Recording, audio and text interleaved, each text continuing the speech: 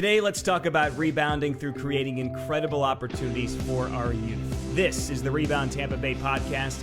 I'm James Tully. Joining me now on the line is Chantell Miles. She's the Executive Director for the Pace Center for Girls. Chantell, how are you? I'm very well. How are you? I'm doing also very well. I had the opportunity late last year to get a chance to work with you guys. Dia Riley and I hosted your gala. It was not virtual. I feel like that's the last non-virtual thing I've done. But I came away from that just really being in awe of everything you've done for so many girls across the nation. Of course, then we'll center in on the Bay Area, which is what you run and you're in charge of. The things you've created and the girls' lives you've literally saved by getting them out of bad situations and enriching them in so many different forms. It was very impressive to me, and I'm glad I could get you on the podcast here. Well, thank you so much for having me, and I appreciate you and Dia for all of the support that you provide to the program and increasing our visibility so that we are able to serve more girls in the Bay Area. Anybody listening or watching this morning, how can they get in touch with you should they think that this is something that my daughter needs to be a part of? So the best way to contact us is to go to our national website, which is www.pacecenter.org. Then they can locate any center that's in their area. So we have a center in Pinellas as well as Hillsborough, Manatee, we have one in Lakeland. So we are pretty heavy saturated in the Tampa Bay area. So the best way to find which center best suits their needs would be to go to the website. You know, my thought process with having you on was really to try to counter all of the negative attention that the education system's been getting since the pandemic really began, and then trying to reopen schools. There's been a lot of problems. And I know you guys have gotten creative, and I want to talk about how important what you do is right now during this time. Yeah, so I think our strength as a program really was set up to deal with any type of adversity. As we are helping the girls deal with their adversities every day, this was just something new for us to conquer. And I feel like we've done it exceptionally well as an organization. For example, our classroom sizes throughout all 21 centers, we never exceed a 1:14 ratio in our classrooms. So with it being small, it makes it easier for us to make those transitions. Now, you must have been talking to each other when this was going on, thinking just that we're really in a good position to bring these girls back in safely. All the PPP stuff goes without saying. All the protective equipment goes without saying. We know you have that. But it's the way you're able to get them back in to the brick and mortar situation. And you were telling me before we went on the air here that of just over 50 girls, you had a very high percentage of them decide to come back actually and join you in the classroom. Yes, so currently in the Pinellas Center, we're serving 56 girls. Of the 56, 38 girls decided to come back brick and mortar, and the remaining 18 are learning virtually, or what we call innovative learning. Sure. Experience. So the girls who are here for brick and mortar, they know that this is a safe place for them. It's not just safe because, as you mentioned, we have just about every form of PPE imaginable, but it's a safe place for them mentally and emotionally. And that's so important too, because Chantell, I can only imagine, as we talk here with Chantell Miles, Executive Director, Pace Center for Girls, I can only imagine some of the things that you've seen over the years and some of the bad situations that these girls were in that you were able to get them out of. Yes. It's funny because I was talking to my team about a girl who had come to us and made incredible strides in the program. But unfortunately, because she was in a foster care system, her placement changed with foster care, and she was with us one day and the next day she's gone. our hope and belief is that her time with us, we've instilled in her those resources, those strategies to help her overcome when she goes to her next placement. She knows that this is still a safe place for her. Our motto throughout all of PACE is that once a PACE girl, always a PACE girl. So we're hoping that if she ever needs us, she could reach out. But I think for me, that's the hardest thing, is just having girls whose situation is no fault of their own, and they come in, they make amazing connection, and unfortunately, they're gone. That's the disheartening part. But seeing the girls grow is incredible. It really is. I feel we like to say this is our heart work. Sometimes it's hard work, but it's definitely hard work because you see how these girls are really, well, pun intended, rebounding. They're really rebounding through adversity. Let's talk a little bit about how this happens and how the connection is made. How often is it that it's the girls themselves that reach out to you to come in, as opposed to parents or friends or things like that? So it happens more than you would imagine. A lot of times, girls either talk to a friend who may have gone through PACE or know someone, or they're just on the internet looking for something, looking for a resource, and they find PACE. So in those situations, we have an intake process that each girl goes through. She contacts us. We set up a meeting. We do a battery of assessments to make sure that we're the best fit for her. Our We never want to bring a girl into a program and do more harm. So we want to make sure that we are the best fit and we can accommodate her needs. But we do have girls coming quite often who are initiating the process. And one of the risk factors that some of our girls experience is family instability. And the girls have become parentified, so they have to take the lead in their own well-being. And once the intake process is finished, say you bring them into the PACE Center itself, what kind of things are you offering and what are the real difference makers? So I think the number one difference maker is knowing how girls operate, how they best learn. We realize that girls are relational and that they thrive on healthy relationships. So in our program, we want to make sure that every girl has a strong relationship with as many staff members as possible, but at least one staff member who is her person, who she can call on at any time to provide her with the attention or support that she needs. We make it a point as a staff to learn every girl. We call every girl by her name. We welcome them in the mornings. I think sometimes they think we're crazy because we have music blasting as they're walking through the door. It's like, I don't know if you remember the old television show Cheers. It's like they walk through the door and we're like, hey, welcome. So for some of the girls, when they first start, it's like, hey, this is weird. But I think as time goes on, they know that we're genuine. Mm-hmm. And this is who we are, and we're really here for them. Yeah, I know you're genuine. That's for sure. It's about creating that environment. Yes. That's what you're trying to do. You're countering bad environments with a lot of positivity and a lot of good stuff and good souls around that place too, because that's what they need. Yes. So as a hiring manager, I make sure when I find staff for our program that the staff have the heart. I always feel like it's easy to teach the technical skills, but it's not easy to teach heart. It's not easy to teach empathy and really understanding. Sometimes behaviors can be difficult, but if you're here for the girls, then you can disconnect them from the behavior and make sure that you're still providing what they need. It's very well said. Let me just ask you though, how important have you seen your teachings, your environment, your staff be during this pandemic? It's new for you guys, but for girls who could be in sensitive situations, How crucial has your environment been? So I think the environment itself is very crucial. And again, we can set up all of the PPE, but just being emotionally safe for the girls. The counselors, if they haven't spoken with a girl or met with a girl in 3 days, they're going to the house.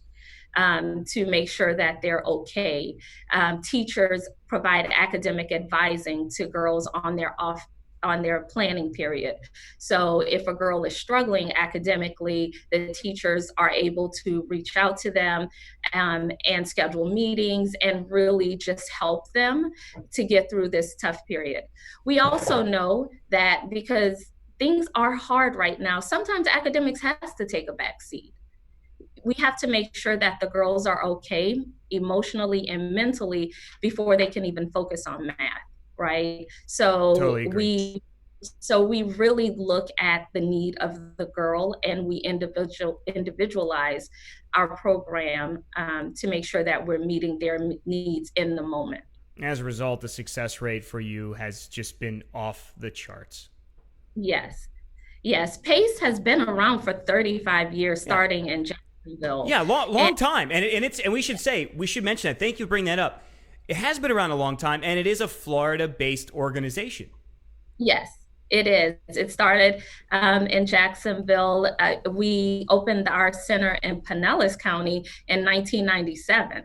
So we've been in this area for quite a while as well. And one thing that I love about the PACE program is when our girls graduate and they go on and then they come back and help other girls. Or we have quite a few alumna who have come back to actually work for PACE.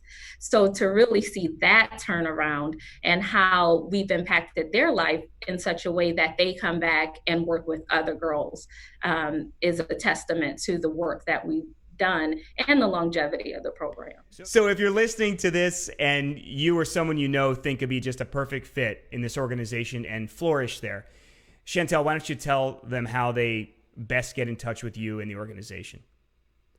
So, just a little background information. So, PACE provides services to girls ages 11 to 17. Our girls are girls that society has dubbed as at risk, but we call them at promise because we know that with the additional love and support that we provide, that they can flourish and they can accomplish so much. At risk is so negative, and we are a strength-based program. So if you know a girl who could really benefit from the additional support academically as well as socially, they can go to our website, which is www.pacecenter.org. There is a drop down menu for locations, and they can select the location that's closest to them in the Bay Area. I am in the Pinellas Center, but we have 6 centers in our region. All right, Chantell, I have to ask you about this empowerment project. Yes. So the Empowerment Project is a fundraiser that we have going on right now because we take a holistic approach at educating the girls. We provide all of their resources here in the center. Every girl in our program receives free lunch. Now that we're in the COVID environment, we have to increase our technology that we're giving to the girls. So we make sure that every girl has a laptop she can use, as well as webcams, any and everything that you can imagine that the girls need, we're providing for them because we don't want them not having resources to be yet another barrier for them. So right now we have the Empowerment Project going on where individuals can donate to specific areas. Again, it could be for breakfast and lunch, classroom supplies, technology, or just a general donation. And I'd be remiss if I didn't give the opportunity to an actual PACE girl to talk with us here on the podcast. Zamiria is in 12th grade. She has been in the PACE program for a little more than a year now. And you wanted to bring her to me because she's an example of somebody who's seen this great success. And, you know, Zamiria, we got a chance to talk a little bit earlier today. And you were just telling me how it feels like this is a second family for me. Um, yeah, like they are very supportive in a lot of different ways. Before PACE, I was behind in school. I was like going through family issues and stuff, and then joining the center, it helped me cope with certain things. It helped me gain different skills and stuff, and it caught me up in school. Zamiria, tell me how you got in touch with the Pace Center. How'd you find it? I was in this group home in Bradenton, well, Manatee, and I was like behind in school. Coming to Pace was per se a deal. It was get caught up in regular school or come to Pace. Sure. At first, I did not want to come to Pace, but one of the other girls, she was going to Pace, and like they was telling me about it and stuff, and our deal was just go to the interview or the like intake and stuff and to see how it feels. And I went to the interview and the intake and it was all very nice and kind. And they was telling me about the opportunities that I can have at Pace and about the a lot of powerful women who have went to Pace and who was like, successful in life. And, I like to succeed. So I was like, okay, sure. The beginning of next school year, I, would join PACE. And ever since then, I really like this school because I had an opportunity to go to a different high school when I came back to Pinellas County, but I decided to come to PACE. So, You found some serious inspiration there, didn't you? yes. Yeah, that's great to hear. And I would say an opportunity, an incredible one, was created for you. And that's the whole topic of the podcast today. Zamiria, I'm giving you the platform. You can talk to other girls that might have been in a situation like you were in before you came to Pace. What do you say to them? Um, I would like to say to them that PACE is a very like good decision, not just academics, but personally, it's a good decision. Because before PACE, um, I did not think of me graduating, or I didn't even think of college before PACE. And now it's I'm going to graduate and I'm going to go to college. Like those are a definitely must. But like you have to feel like see for yourself. They're very nice and kind. The girls here are like amazing. They're like sisters. It's fun. I have met a lot of friends from the other pace in this one that I still talk to and like we hang out and stuff and everyone is motivated to um succeed in the program. That's great. So I love hearing that. You're painting an excellent picture. Zamiria, thank you so much for your time today. thank you. All I right. mean you welcome. Look, I know I speak to so many executive directors of great organizations just like yours, and I know that that has to mean the absolute world to you when you see the fruits of your labor there paying dividends with somebody who clearly had their life changed. Yes, and honestly, like I'm so full right now, I'm literally fighting tears. I'm like so proud of her. As she said, it really is like a family here. And I view every girl in this program like one of my daughters. So when they do well, my heart just overflows. And when they struggle, it does as well. But um, these girls are so resilient. It's I don't know that at Zamiria's age I could have this interview. I don't know that at my age I'm doing the interview as well as she did. But I think you're doing great. I think I'm just so proud of every girl in this program because they make the choice to come here. Some of them are strongly encouraged, but ultimately it is their choice. And we like to make sure that we are just providing them what they need. And for me, I think girls like Zamiria just speak volumes. I don't think I could ever say enough about the program, or could articulate it as well as Zamiria has. And you have a situation like we're all in right now, this unprecedented situation with the pandemic and the things that we have to do in public now to stay safe, and what's being mandated for, what kind of things are being mandated upon us. And it's so important to be able to talk about that, right? It's so important to have outlets. And I can only imagine how crucial and how important your gatherings and your classes have been during this, because again, we're all facing it for the first time. Yes. And as we were preparing for the girls to come back into the center, I was thinking, what's the hardest thing going to be for us? And it's funny because multiple staff members said not hugging the girls when they come back. Because we're used to that. We're used to them coming in, us giving them a big hug, or them coming up to us, and just knowing that we had to do air hugs was difficult. That we can manage everything else. We can manage anything that's thrown at us, because we know that we're doing it for them, and that keeps us focused. Even when staff had some reservation about the center opening, because we're human, and we all have concerns about our own safety.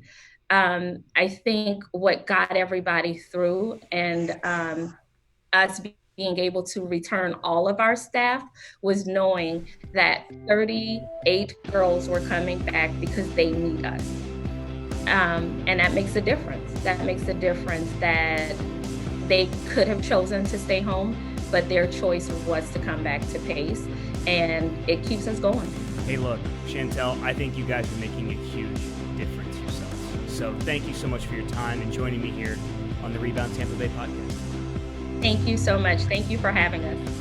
And in the description of this podcast, I've put a link directly to the PACE Center's website, so if you or someone you know can use this kind of help, you can access it right there. New episodes of the Rebound Tampa Bay podcast are available every Wednesday morning. You can find them on Apple, Stitcher, and Spotify, and the video version is available on the ABC Action News streaming channel and also my Facebook page. And you can find that by searching James Tully TV.